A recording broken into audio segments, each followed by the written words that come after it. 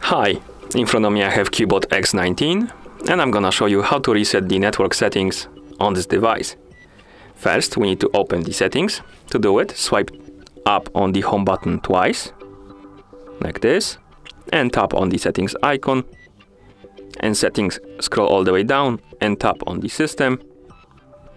Here tap on the advanced and then select reset options. And right here we have option called reset Wi-Fi, mobile and Bluetooth. Let's tap on it, then tap on reset settings.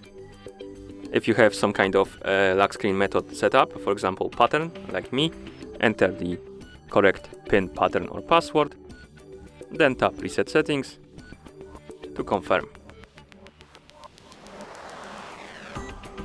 As you can see, network settings have been reset. And that's how you reset the network settings on this device.